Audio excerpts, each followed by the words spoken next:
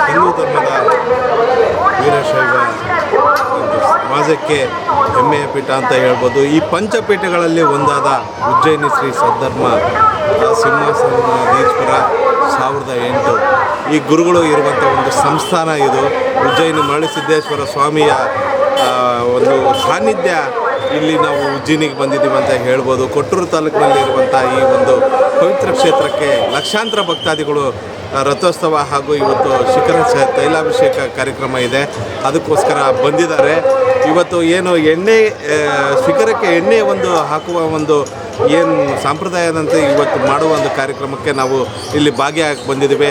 ಇಲ್ಲಿ ಏನು ಸಂಪ್ರದಾಯ ಇದೆ, ಆ ಶಿಖರಕ್ಕೆ ಯಾಕೆ ಎಣ್ಣೆ ಹಾಕ್ತಾರೆ, ಅದೇ ರೀತಿ ಈ ದೈವದ ಮತ್ತು ಇಲ್ಲಿ ಪರಂಪರೆಯ ಒಂದು ಇತಿಹಾಸವನ್ನು ತಿಳ್ಕೊಳ್ಳೋದಕ್ಕೆ ಈ ಶಿಖರಕ್ಕೆ ಎಣ್ಣೆಯನ್ನು ಜರ್ಮನಿಯಿಂದ ತರುತ್ತಾರೆ. ಜರ್ಮನಿ ಅಂತ ಕೂಡ್ಲಿಗಿ ತಾಲೂಕಿನ ಒಂದು ಗ್ರಾಮ ಆಗಿರುತ್ತೆ. ಅಲ್ಲಿ ಮುಂಚೆ ರಾಜರೆಲ್ಲ ಇದ್ದರು. ಅದ್ರ ಬಗ್ಗೆನೂ ನಾವು ಒಂದು ಸ್ವಲ್ಪ ತಿಳ್ಕೊಂಡು ಒಟ್ಟಿನಲ್ಲಿ ಇತಿಹಾಸ ಉಜ್ಜಯಿನಿ ಮತ್ತು ಜರ್ಮನಿಗಿರುವಂಥ ಒಂದು ನಂಟನ್ನು ಹಾಗೂ ಅಲ್ಲಿ ದೊರೆಗಳಿಗೆ ಮತ್ತು ಇಲ್ಲಿ ಗುರುಗಳಿಗೆ ಇರುವ ಒಂದು ನಂಟನ್ನು ಏನು ಅಂತ ತಿಳ್ಕೊಳ್ಳೋದಕ್ಕೆ ಇವತ್ತು ನಾವು ಸ್ವತಃ ಉಜ್ಜಯಿನಿಗೆ ಬಂದಿದ್ದೀವಿ. ನಿಮ್ಮನ್ನು ಕೂಡ ಶ್ರೀ ಉಜ್ಜಯಿನಿ ಮರಳುಸಿದ್ದೇಶ್ವರ ಸ್ವಾಮಿಯ ಒಂದು ದರ್ಶನವನ್ನು ಮಾಡಿಸಿ, ಅದೇ ರೀತಿ ಇಲ್ಲಿ ಇತಿಹಾಸಗಳನ್ನು ತಿಳ್ಕೊಳ್ತಾ ಶಿಖರಕ್ಕೆ ತೈಲವನ್ನು ಹಾಕೋದನ್ನು ನಿಮಗೆ ನೈಜವಾಗಿ ದರ್ಶನವನ್ನು ನೀಡಿಸೋದಕ್ಕೆ ಇವತ್ತು ಬಂದಿದ್ದೀವಿ. ಉಜ್ಜಯಿನಿ ಸದ್ಧರ್ಮ ಪೀಠದ ಇನ್ನೇನು ತೈಲಾಭಿಷೇಕ ಈಗ ಶುರು ಆಗ್ತಾ ಇದೆ. ಶಿಖರಕ್ಕೆ ಎಣ್ಣೆ ಇರುವ ಒಂದು ಕಾರ್ಯಕ್ರಮಕ್ಕೆ ಈಗ ಜರ್ಮನಿಯಿಂದ ಪಾದಯಾತ್ರೆ ಮೂಲಕ ಆಗಮಿಸಿ ಇವತ್ತು ಪಾದಯಾತ್ರೆಯಲ್ಲಿ ಭಾಗವಹಿಸಿದಂತಹ ಜರ್ಮನಿಯ ಜನ ಇಲ್ಲಿ ನಮ್ಮ ಜೊತೆ ಇದ್ದಾರೆ. ಅವರು ಬನ್ನಿ ಮಾತಾಡೋಣ, ಏನು ಹೇಳ್ತಾರೆ ಅಂತ. ಸರ್ ನಮಸ್ಕಾರ. ನಮಸ್ಕಾರ ಸರ್, ಎಲ್ಲಿಂದ ಬಂದಿದ್ದೀರಾ? Germany sir. ಎಷ್ಟು ಕಿಲೋಮೀಟರ್ ಆಗುತ್ತೆ? 45 ಕಿಲೋಮೀಟರ್ ಸರ್. ಅಲ್ಲಿಂದ ತಾವು ಬಂದಿರೋದು ಪಾದಯಾತ್ರೆ ಸರ್. ಪಾದಯಾತ್ರೆ ಸರ್. ಪ್ರತಿ ವರ್ಷ ಬರ್ತಾ ಇದ್ದೀರಾ? ಪ್ರತಿ ವರ್ಷ ಬರ್ತೀವಿ ಸರ್. ಎಷ್ಟು ವರ್ಷದಿಂದ ಬರ್ತಾ ಇದ್ದೀರಾ? 20 ವರ್ಷದಿಂದ ಬರ್ತೀವಿ ಸರ್ ನಾವು. ನೀವು ನಿಮ್ಮ ಕುಟುಂಬ ಎಲ್ಲರೂ ಸರ್, ಎಲ್ಲರೂ ಬರ್ತಾರೆ. ನಾವು ಅಪ್ಪಾಜಿ ಕಾಲದಲ್ಲಿ ಬರ್ತಾ ಇದ್ದೀವಿ ಸರ್. ನಿಮ್ಮ ತಂದೆ ಕಾಲದಿಂದಲೂ ಕೂಡ ನೀವೇ ಎಲ್ಲರೂ ಸೇರಿ ಎಣ್ಣೆ ತರ್ತಾ ಇದ್ದೀವಿ ಸರ್. ಈಗ ಉಜ್ಜಯಿನಿಗೆ ಎಣ್ಣೆ ತರ್ತಾ ಇದ್ದೀರಲ್ಲ, ಇದ್ರ ಇತಿಹಾಸದ ಬಗ್ಗೆ ಏನಾದರೂ ತಮ್ಗೆ ಗೊತ್ತಾಯ್ತಾ? ಯಾಕೆ ತರ್ತಾರೆ ಏನು ಅಂತ ನೀವು ಕೇಳ್ದಂಗೆ? ನಮಗೆ ಕೇಳ್ದಂಗೆ ಸರ್, ಅವರು ಹಿಂದಿನ ಕಾಲದವ್ರು ಅವ್ರ ತಾತಲ್ಲಿ ಅವರು ಏನು ಶಾಪ ನಿವಾರಣೆ ಮಾಡಿದ್ದು ಅವ್ರು ಕಳಿಸ್ತಾ ಇದ್ದಾರೆ, ನಾವು ಹೊತ್ಕೊಂಡು ಬರ್ತಾ ಇದ್ದೀವಿ ಸರ್. ಈ ಉಜ್ಜಯಿನಿ ಜರಿಮಲೆಯ ಪಾಳೆಗಾರರ ಆಡಳಿತಕ್ಕೆ ಒಳಪಟ್ಟಂತಹ ಪ್ರದೇಶವಾಗಿದ್ದ ಸಂದರ್ಭದಲ್ಲಿ ಜರಿಮಲೆಯ ರಾಜರು ಮಾಡಿದಂತಹ ತಪ್ಪನ್ನು ಮನ್ನಿಸುವಂತಹ ಸಂದರ್ಭದಲ್ಲಿ ಜಗದ್ಗುರು ಮಹಾಸನ್ನಿಧಿಯವರ ಆದೇಶ ಮಾಡಿದ ಕಾರಣಕ್ಕಾಗಿ ಈ ತೈಲಾಭಿಷೇಕ ನಡೆದುಕೊಂಡು ಬಂದಿದೆ ಅನ್ನುವಂಥದ್ದನ್ನು ಕೂಡ ಒಂದು ಕಡೆಗೆ ಉಲ್ಲೇಖವನ್ನು ನಾವು ಕಾಣ್ತೇವೆ. ಒಟ್ಟಾರೆಯಾಗಿ ಏನೇ ಇದ್ದರೂ ಕೂಡ ಜಗತ್ತಿನಲ್ಲಿಯೇ ಅಪರೂಪದ ವಿಶಿಷ್ಟವಾದ ಈ ಶಿಖರ ತೈಲಾಭಿಷೇಕ ಏನಾದರೂ ಕೂಡ ನಾವು ನೋಡುವುದಾದರೆ ಅದು ಉಜ್ಜಯಿನಿಯ ಸದ್ಧರ್ಮ ಸಿಂಹಾಸನ ಮಹಾಸಂಸ್ಥಾನ ಪೀಠದಲ್ಲಿಯೇ ಕಾಣಬೇಕಾಗ್ತದೆ. ಇವಾಗ ಜರ್ಮನಿ ಇರ್ತಕ್ಕಂಥ ದೊರೆಗಳು ಇಲ್ಲಿ ತನಕ ಕೂಡ ಈ ದೇವಸ್ಥಾನಕ್ಕೆ ಆವರಣದಾಗ ಕೂಡ ಬರಲ್ಲ ಅಂತಂದು ಕೇಳ್ಪಟ್ಟಿ. ನೋಡಿ, ಇತಿಹಾಸದಲ್ಲಿ ಕೆಲವೊಂದು ವಿಚಾರಗಳನ್ನು ಯಾವ ರೀತಿಯಾಗಿ ಕಾಲಾನುಕಾಲದಿಂದ ನಡೆಸಿಕೊಂಡು ಬಂದಿರ್ತಾರೆ ಅದನ್ನು ಸಂಪ್ರದಾಯ ಅಂತ ಕರಿತೀವಿ, ಅಥವಾ ಅದನ್ನು ಪರಂಪರೆ ಅಂತ ಕರಿತೀವಿ, ಅಥವಾ ನಾವು ರೂಢಿಸಿಕೊಂಡು ಬಂದಂತಹ ಪದ್ಧತಿ ಅಂತ ಕರಿತೀವಿ.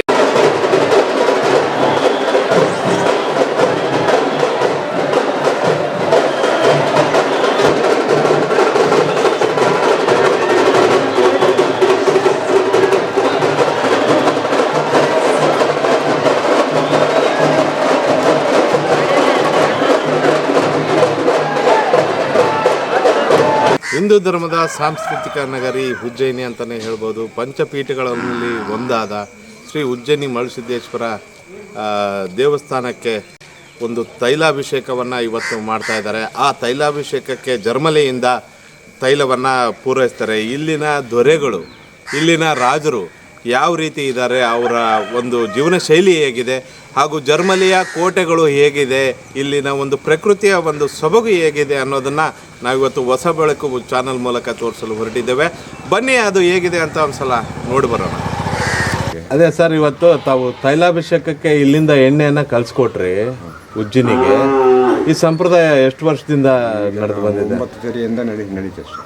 ಹಾಂ, 9 ತಲೆ ಇದೆ. 9 ತಲೆ ಅಂದರೆ 900 ವರ್ಷ.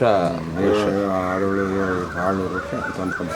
ಹಾಂ, ನಿಮ್ಮ ಪೂರ್ವಜರು ಯಾರು ಇದು ಪ್ರಾರಂಭ ಮಾಡಿದಂಥವ್ರು? ಭೂಮರಾಜ್ ನಾಯ್ಕ್ ಅಂತಂದು ಭೂಮರಾಜ್ ನಾಯ್ಕ್ ಹೊರಗಡೆ ಇಲ್ಲಿ ಉಜ್ಜಿನಿ ಮಳಸಿದ್ದೇಶ್ವರ ಸ್ವಾಮಿಗೆ ನೀವು ತೈಲಾಭಿಷೇಕವನ್ನು ಮಾಡ್ತಾ ಇದ್ದೀರಲ್ಲ, ಎಣ್ಣೆ ಯಾಕೆ ಕಳಿಸ್ತಾ ಇದ್ದೀರಾ? ಎಣ್ಣೆ ಅಂತಂದರೆ ನಮ್ಮ ಶಾಪ ವಿಮೋಚನೆಗೋಸ್ಕರ ಕಳಿಸ್ತೀವಿ.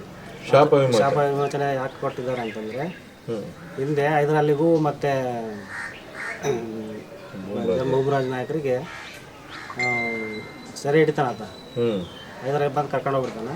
ಕರ್ಕೊಂಡೋಗಿ ಅದು ಪ್ರತಿರೂಪವಾಗಿ ಒಂದು ಹೆಣ್ಮಗಳನ್ನ ಕರ್ಕೊಂಬರ್ತಾನೆ. ಅಲ್ಲಿಂದ ಕರ್ಕೊಂಬಂದ್ಬಿಡ್ತಾನೆ. ಕರ್ಕೊಂಬಂದು ಅಮ್ಮನ ಒಂದು ಅಲ್ಲಿ ಇಟ್ಟಿರ್ತಾನೆ. ಅಲ್ಲಿ ಆಗಲೇ ಉಜ್ಜಿನಿ ಮಳಸಿದ್ದೇಶ್ವರ ಸ್ವಾಮಿಗಳು ಅವ್ರಿಗೆ ಒಲಿಮೆ ಆಗಿರ್ತಾರೆ. ಆಗಲಿ ಆದ ತಕ್ಷಣ ನೀವು ಈ ರೀತಿ ಇರೋದು ಒಳ್ಳೇದಲ್ಲಪ್ಪ, ನನ್ನ ಮಠದಲ್ಲಿ ಈ ಥರ ಮಾಡಬೇಡ ಅಂತಂದಾಗ, ನಾನು ಮಾಡಿದ್ದ ಆ ಸ್ವಾಮಿ ನೀನು ಅಂತಂದಾಗ ಇತ್ತ ಜಮದಿಂದ ಹೇಳ್ತಾನೆ, ನಾನು ಸೃಷ್ಟಿ ಮಾಡಿರೋಂಥದ್ದು ಸ್ವಾಮಿ ನೀನು ಅಂತ ಜಮದಿಂದ ಹೇಳ್ತಾನೆ.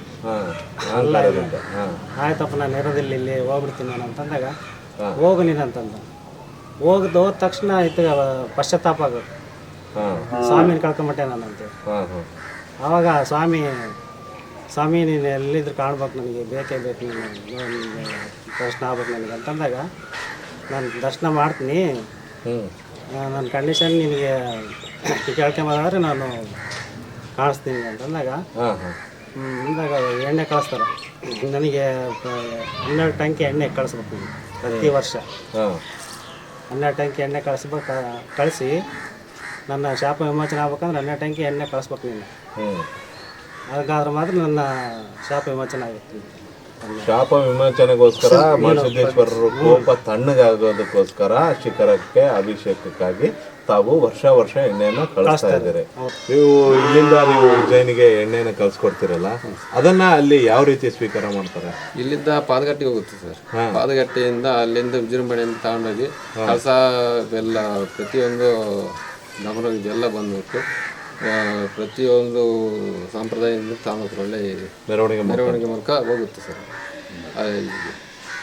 ಮೆರವಣಿಗೆ ಮಾಡಿದ್ಮೇಲೆ ಅಲ್ಲಿ ಫಸ್ಟ್ ನಮ್ಮ ಎಣ್ಣೆ ಜನ್ಮಲ್ಲಿ ಎಣ್ಣೆ ಬಂದ ಮೇಲೆ ಅಲ್ಲಿ ಇದು ಎಣ್ಣೆ ಹಾಕೋದು ಸರ್. ಫಸ್ಟ್ ಪೂಜೆ ಮಾಡಿ ನಮ್ಮ ಆದ್ಮೇಲೆ ಬೇರೆ ಹಾಕೋದು ಸರ್. ನೀವು ಎಣ್ಣೆ ಹಾಕಿದ ನಂತರ ಎಣ್ಣೆ ಹಾಕಿದ್ಮೇಲೆ ಫಸ್ಟ್ ನಾವು ಕಳಿಸಿ ಕೊಟ್ಟಿರ್ತಕ್ಕಂಥ ಎಣ್ಣೆನ ಹಾಕಿದ್ಮೇಲೆ ಬೇರೆ ಅದು ಹಾಕೋದು ಸರ್. ಇಲ್ಲಿ ನಿಮ್ಮ ಆರ್ಥಿಕ ಪರಿಸ್ಥಿತಿ ಎಲ್ಲ ಯಾವ ಥರ ಇದೆ? ನೀವು ಅಂದರೆ ಕೆಲಸಗಳು ಆಗಲಿ ಏನು ಮಾಡ್ತಾ ಇದ್ದೀರಾ? ಆರ್ಥಿಕ ಪರಿಸ್ಥಿತಿ ಕಡಿಮೆ ಭಾಳ ಇದೈತೆ ಸರ್. ಕಷ್ಟದಲ್ಲೇ ಇದ್ದೀರಾ? ಏನು ಕೇಳೋಕ್ಕಾಗಲ್ಲ, ಹೊರಗಡೆ ಹೋಗಿಲ್ಲ. ಯಜಮಾನ್ರೆ, ಈಗ ಜರ್ಮಲಿ ಸಂಸ್ಥಾನ ಎಷ್ಟು ಹಳ್ಳಿಗಳು ಬರ್ತವೆ? 133 ಹಳ್ಳಿ ಬರುತ್ತೆ. 133 ಹಳ್ಳಿ ಯಾವ ಈ ಕಡೆ ಅಲ್ಲಿಂದ ಈ ಕಡೆಗೆ 133 ಹಳ್ಳಿ ನಮ್ಮದು. 133 ಹಳ್ಳಿ ವ್ಯಾಪ್ತಿಯಲ್ಲಿ ಜರ್ಮನಿ ಸಂಸ್ಥಾನ ಇತ್ತು. ಅದ್ರ ಆ ಕಡೆಗೆ ಆಲೂರು ಆ ಕಡೆಗೆ ನಾಲ್ಕು ಸಂಬಂಧಪಟ್ಟದ್ದು. ಇದು ಈ ಕಡೆಗೆ ನಮ್ಮ ಜರ್ಮನಿ ಸಂಬಂಧ. ಜರ್ಮನಿ ಅಲ್ಲಿವರೆಗೆ ಗಡಿ ಅದು ಅಲ್ಲಿ ಕಾಣ್ತಾ ಇರೋದು ಹೊಂಡ ಸರ್. ಹೊಂಡ ಆವಾಗಿನ ಕಾಲದಾಗ ಆನೆ ಈಜೆ ಬೀಳ್ತದ್ವ ಸರ್. ಓ, ಆನೆ ಈಜು ಬಿಡೋಷ್ಟು ನೀರಿದ್ವು ಅಲ್ಲಿ? ನೀರಿದ್ವು ಸರ್. ಹೋಗು ಮಳೆ ಬಂದರೆ? ಇವಾಗ ಮಳೆ ಬಂದರೆ ತುಂಬ್ತಾ ಸರ್. ಕೋಟೆ ಅಲ್ಲೇ ಇದೆ? ಹ್ಞೂ ಸರ್, ಇಲ್ಲಿ ಇದೆ. ಇಲ್ಲೇ ಇದೆ ಸರ್. ಇದು ಸರೌಂಡಿಂಗ್ ಸುತ್ತಲೂ ಕೂಡ ಕಲ್ಲಿನ 7 ಸುತ್ತಿನ ಕೋಟೆ ಅನ್ನೋ ಥರ ಕಲ್ಲುಗಳು ಸಮೇತ ಕಟ್ಟಿದ್ದಾರೆ ಸರ್. ಅದ್ಭುತವಾದ ಪ್ರದೇಶದಲ್ಲಿ ನಮ್ಮ ಜರ್ಮಲಿ ದೊರೆಗಳು ಇದ್ರೆ ಅಂತಂದರೆ ನಮಗೆ ಒಂದು ಪ್ರಕೃತಿಯ ಒಂದು ಯಾರು ಮನ ಸೋಲ್ದವರೇ ಇಲ್ಲ, ಅಷ್ಟು ಸೊಗಸಾಗಿದೆ ಇಲ್ಲಿ ಈ ಜಾಗ. ಆದರೆ ಕಾಲಕ್ರಮೇಣ ಎಲ್ಲ ನಶಿಸಿ ಹೋಗಿದೆ. ವೀಕ್ಷಕರೇ, ನೀವು ನೋಡಿದ್ರಲ್ಲ, ಈಗ ಜರ್ಮಲಿ ದೊರೆಗಳ ಈ ಒಂದು ಇತಿಹಾಸವನ್ನು ಅವ್ರ ಬಾಯಿಯಲ್ಲೇ ನಾವು ಇವತ್ತು ಕೇಳ್ಕೊಂಡ್ವಿ. ಯಾವ ರೀತಿ ಇವತ್ತು ಜರ್ಮನ್ ರಾಜರು ಇವತ್ತು ತೊಂದರೆಯಲ್ಲಿದ್ದಾರೆ, ಅವರ ಆರ್ಥಿಕ ಸಂಕಷ್ಟಗಳು ಏನು ಅಂತ ಅನ್ನೋದು ಕೂಡ ಹೇಳಿದ್ವಿ. ಅವ್ರಿಗೆ ಅಲ್ಪ ಸ್ವಲ್ಪ ಜಮೀನಿದೆ. ಮುಂಚೆ ಎಲ್ಲ ಚೆನ್ನಾಗಿತ್ತು ಜಮೀನು, ಆದರೆ ಇವರು ಹಿರಿಯರೆಲ್ಲ ಒಂದು ಸ್ವಲ್ಪ ದಾನ ಧರ್ಮಗಳಂತ ಮಾಡಿ ಇರೋ ಜಮೀನುಗಳನ್ನೆಲ್ಲ ಕೊಟ್ಟು ಈಗ ಅಲ್ಪ ಸ್ವಲ್ಪ ಜಮೀನು ಮಾತ್ರ ಉಳಿದಿದೆ. ಇವತ್ತಿಗೂ ನಾವು ಮಳಸಿದ್ದೇಶ್ವರ ಸ್ವಾಮಿಗೆ ಎಣ್ಣೆಯನ್ನು ಕಾಯಿಸುವ ಕಾರ್ಯ ನಾವು ಮಾಡ್ತಾಯಿದ್ದೀವಿ. ಆದರೆ ನಾವು ಇನ್ನೂ ಸರ್ಕಾರ ನಮ್ಮನ್ನು ಯಾವುದೇ ರೀತಿ ಗುರುತಿಸ್ತಾ ಇಲ್ಲ. ಇಲ್ಲಿ ನಾವಿನ್ನೂ ಆರ್ಥಿಕ ಸಂಕಷ್ಟದಲ್ಲಿದ್ದೀವಿ. ನಮಗೇನಾದರೂ ಒಂದು ಸರ್ಕಾರದಿಂದ ಅಥವಾ ಈ ಭಾಗದ ಒಂದು ಇದರಿಂದ ಏನಾದರೂ ಒಂದು ಒಳ್ಳೆಯ ಒಂದು ಅನುದಾನಗಳನ್ನ ಕೊಡಬೇಕಂತಂದು ಅವರು ಕೂಡ ಕೇಳ್ತಾ ಇದ್ದಾರೆ. ಅವ್ರಿಗೆ ಒಳ್ಳೆಯದಾಗಲಿ ಅಂತ ಕೇಳ್ಕೊಳ್ತಾ ಹೊಸ ಬೆಳಕು ಚಾನಲ್ ಪಿ ಕೆ ಇಂದ್ರಜಿತ್.